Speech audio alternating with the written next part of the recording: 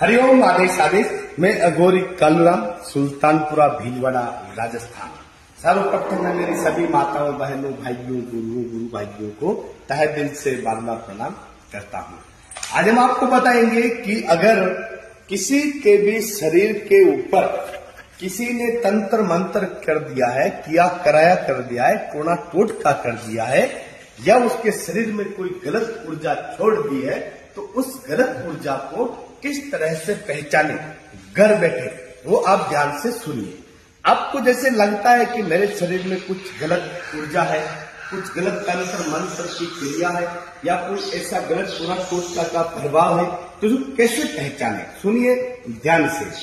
कभी भी आपको शनिवार के दिन में शाम को 8 बजे एक पका हुआ नींबू लेना है, जिसके ऊपर किसी तरह का दाग नहीं होना चाहिए, और एक पका हुआ नींबू लेकर के उसको एक काले कपड़े में बांध के जब आप सोते हो उस समय उस नींबू को काले कपड़े में बांध के अपने सिरहाने पे रख कर सो जाइए। शनिवार की रात्रि को सोते समय नींबू को काले कपड़े में बांध के सिरहाने रखकर आप सो जाइए।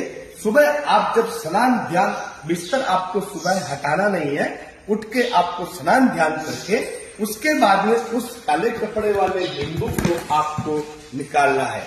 उस नींबू को निकाल करके आप उसके ऊपर देखिए कि अगर नींबू पूरा काला पड़ गया है तो आपको बहुत सालों से बीमारी है, बहुत सालों से तंत्र मंत्र की बीमारी है। अगर नींबू आधा काला पड़ गया है तो आपको 5 वर्ष से तंत्र मंत्र की बीमारी है। अगर नींबू काला बिल्कुल नहीं पड़ा है तो समझिए आपके ऊपर कोई भी तंत्र मंत्र टोना टोटका का प्रॉब्लम नहीं है।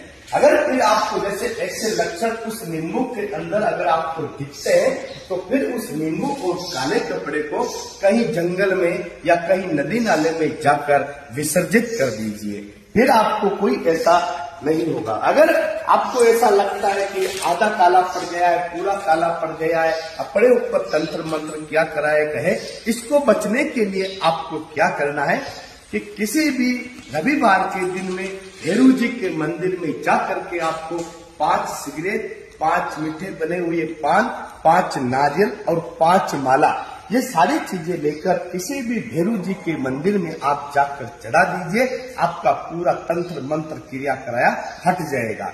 ये सारी चीजों को जिस भगत के ऊपर ऐसे लक्षण पाए जाते हैं उस लक्षण उसके ऊपर 21 बार उतार कर फिर भैरू जी के आप चढ़ा। हरिओम आदेश आदेश, अलख निरंजन, अलख आदेश।